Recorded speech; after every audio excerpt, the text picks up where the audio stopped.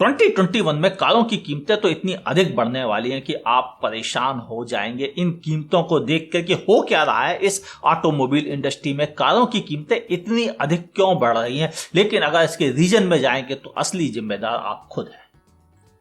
क्यों और कितनी कीमतें बढ़ सकती हैं, इसी टॉपिक पे बात करते हैं इस वीडियो में। मैं हूं आपका होस्ट अमित और आप देख रहे हैं आस्क कार गुरु। हमेशा यही कहती हैं कंपनियां कि रॉ मटेरियल महंगा हो गया, स्टील महंगा हो गया, इसलिए कारों की कीमतें बढ़ गई। मगर सच्चाई तो यह है कि इसमें 1% सच्चाई और 99% सफेद झूठ शामिल होता है। यह सारा खेल तो सप्लाई एंड डिमांड का है। पहले समझते हैं भारतीय बाजार कहां खड़ा हो रहा है और क्यों कीमतें बढ़ रही हैं और क्यों इसके लिए आप ही जिम्मेदार हैं। 2017-18 में इंडियन मार्केट इतनी तेजी से बढ़ा कि हम दुनिया के 5वें सबसे बड़े पैसेंजर व्हीकल मैन्युफैक्चरर बन गए। हाँ, मेड इन इंडिया कारों के हम बादशाह बनते चले गए और यह 5वें नंबर पर दुनिया में पहुंच गए। बड़े बड़े कंट्रीज भी हमसे कई मामलों में पीछे हो गए। वजह क्या थी?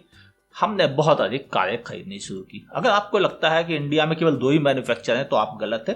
जरा झांक के देखिए तो पता चलेगा इंडिया पे प्राउड करने की कई वजह है, मूंछों पर ताव देने की कई वजह है। दुनिया के बड़े बड़े मैन्युफैक्चर इंडिया में कारें मैन्युफैक्चर करते हैं। 1, 2 नहीं, 15 से ज्यादा मैन्युफैक्चर इंडिया में कारें बनाते हैं। तो मेड इन इंडिया कारों की गिनती 1, 2, 10, 20 नहीं और शायद 100 से थोड़ी ज्यादा या थोड़ी सी कम, लेकिन इन्हें 100 कहना अच्छा लगता है। अब बात करें कि यह कारों की जब इतनी अधिक सेल हुई कि हम दुनिया के 5वें बड़े मैन्युफैक्चरर बन गए तो इंडियन मैन्युफैक्चरर को लगा कि इससे अच्छा मौका क्या है कि हम कारों की कीमतों को बढ़ाएं। और 2017-18 में कारों की कीमतें धीरे धीरे प्यार से बढ़ाई जाती रही और हमें पता भी नहीं चलने दिया कि हम कारों की कीमतों को कहां से कहां लेके पहुंच गए। जो कार कभी 4 लाख 5 लाख रुपए में मिल जाती थी वह कार इस समय 8 लाख रुपए के आसपास की कीमत में पहुंच गई। लेकिन 2019 जो कि इलेक्शन ईयर था उस साल सेल गिरी। वैसे ऐसा तो हर इलेक्शन ईयर में होता है। मैंने 10 साल के इलेक्शन को समझा है और उसका रीजन जाना है कि आम कंज्यूमर ये सोचता है कि नई सरकार आएगी तो वह टैक्स कम कर देगी तो हम अगले साल कार खरीद लेंगे, इस साल रुक जाते हैं और इसी इंतजार में 10 इलेक्शन गुजर गए और कभी टैक्स कम नहीं हुए। ऐसा हमेशा हुआ। तो 2019 में भी यही हुआ कि इंडिया में कारों की सेल घटी। मगर 2020 आते आते ऑटो एक्सपो आया। उस ऑटो एक्सपो में हमने इतनी सारे कारें देखी कि हमारा दिल ललचाने लगा और इंडियन कंज्यूमर उछाल मारने लगा और ऑटोमोबाइल इंडस्ट्री को भी लगा इससे अच्छे मौके नहीं आने वाले हैं। लेकिन कोविड भी साथ साथ आ गया और उसके बाद मई अप्रैल कंप्लीट लॉकडाउन में गए और 0 सेल थी। लेकिन जून मंथ से शोरूम खुलने लगे और जुलाई मंथ से सेल ने भी धीरे धीरे बढ़त बनानी शुरू कर दी और यह इतनी ऊंची पहुंच गई कि अब कंपनीज को वेटिंग देनी पड़ रही है अपनी अधिकतर कारों पे। इंडिया में इस समय लगभग 20 ऐसी कारें हैं जिन पर लंबी वेटिंग चल रही है। यानी डिमांड ज्यादा है, सप्लाई कम है और यही डिमांड एंड सप्लाई का गेम ही कीमतें बढ़ाने की तैयारी कर रहा है। दिसंबर मंथ में सबसे पहले मेरे पास खबर आई रेनो की तरफ से, जब उन्होंने ईमेल किया और उस ईमेल के बारे में मैंने आपको बताया था कि वह अपनी कारों की कीमतें बढ़ाने जा रहे हैं। तुरंत बाद ही निसान की तरफ से भी ईमेल आ गया कि वह भी कीमतें बढ़ाने जा रहे हैं। अभी टाटा ने भी ईमेल कर दिया कि वह कॉमर्शियल व्हीकल की कीमतें बढ़ा रहे हैं, जो इसका मतलब है कि पैसेंजर व्हीकल वाला भी ईमेल आने ही वाला है। और केवल यही नहीं, सभी मैन्युफैक्चरर ने इशारे कर दिए कि कीमतें तो बढ़ेंगी।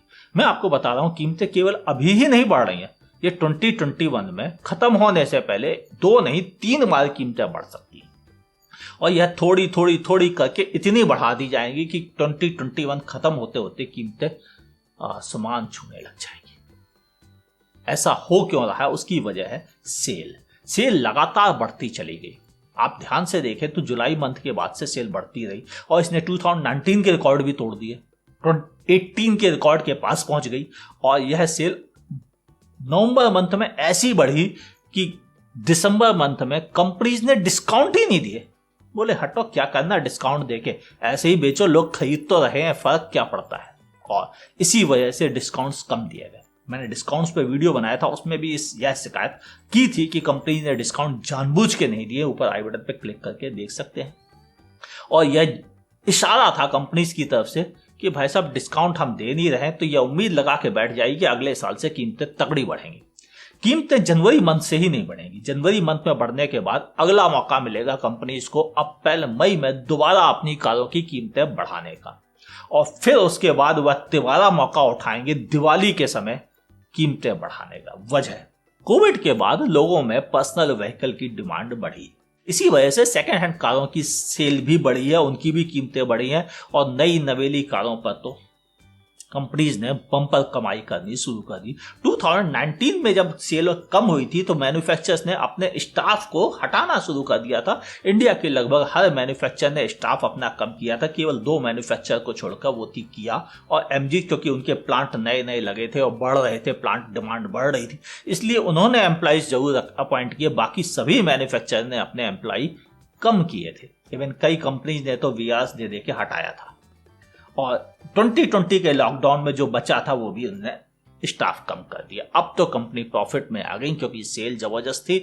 और इसी की तैयारी है कि अब ये अगले ईमेलों का हम भी इंतजार कर रहे हैं कि इनमें लिखा होगा कि रॉ मटेरियल की प्राइस बढ़ गई है, इसलिए हम भी कारों की कीमतें बढ़ाने के लिए मजबूर हो गए हैं।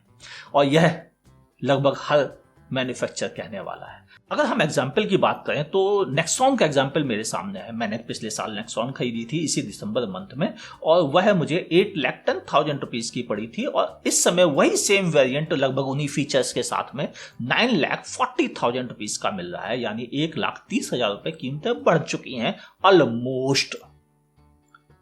लेकिन जब ईमेल आया था तो कंपनी ने क्या कहा था कि रॉ मटेरियल की कीमतें बढ़ी हैं, जिसकी वजह से हमें अपनी कारों की कीमतें बढ़ाने के लिए मजबूर होना पड़ा है। जब मैंने प्रॉपर जज किया तो पाया कि कीमतें बढ़ी थी टियागो की, अल्ट्रोज की और नेक्सॉन की और थोड़ी सी हैरियर की, लेकिन कीमतें घटी थी टिगोर की। भाई साहब, ऐसा कौन सा रॉ मटेरियल से आप टिगोर बनाते हो जिसकी कीमतें घट गई थी? आप भी हंस रहे होगे, मैं भी हंस रहा हूं। सच्चाई है, सारा खेल डिमांड एंड सप्लाई का है।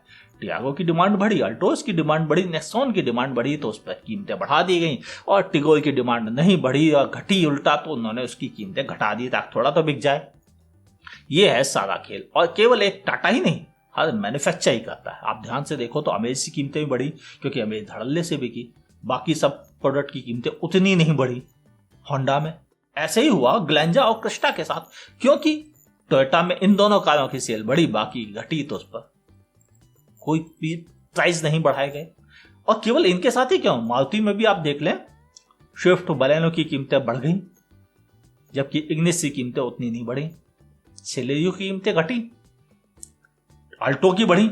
ये बिल्कुल नॉर्मल है, ऐसा सभी के साथ होता है और सभी मैन्युफैक्चर करते हैं। तो फिर क्या किया जाए? अगर आपकी कार वेटिंग लिस्ट में मौजूद है 2020 में, तो ये मान के चलिए कि अगले साल आपकी कार की कीमतें आसमान छूने वाली है। तो जब भी आपको बेहतर डील मिले खरीद लीजिए, क्योंकि कीमतें तो आप रोक नहीं सकेंगे। ये तो मैन्युफैक्चरर खुद लूटने की तैयारी कर चुके हैं, और इंडिया का हर मैन्युफैक्चरर इसमें शामिल है। अगर आपको लगता है कि केवल टाटा, मारुति या हुंडई इसमें शामिल है तो आप गलत हैं। हर मैन्युफैक्चरर यहाँ पर शामिल है, और मैं कंज्यूमर की बात कर रहा हूँ, किसी एक कंपनी की नहीं। कंज्यूमर को 2021 में मजबूर किया जाएगा ज्यादा महंगी कार खरीदने के लिए। इस इंफॉर्मेशन से अगर आप फायदा उठा सकते हैं तो दोस्तों के साथ शेयर कीजिए इस वीडियो को, ताकि वह भी समझदारी के साथ डिसीजन ले सकें और अपने कार खरीदने के डिसीजन को दोबारा से विचार कर लें। तो अगर आप इस वीडियो को फेसबुक पर देख रहे हैं तो दोस्तों के साथ शेयर कीजिए। अगर आप इसे यूट्यूब पे देख रहे हैं तो व्हाट्सएप ग्रुप और फेसबुक पर भी इसे शेयर कर सकते हैं। अगर वीडियो पसंद आ रहा है, यहां तक आप देख चुके हैं, तो लाइक का बटन दबाने में संकोच ना कीजिए। मुलाकात होगी अगले वीडियो में। देखते रहिए आस्क कार गुरु।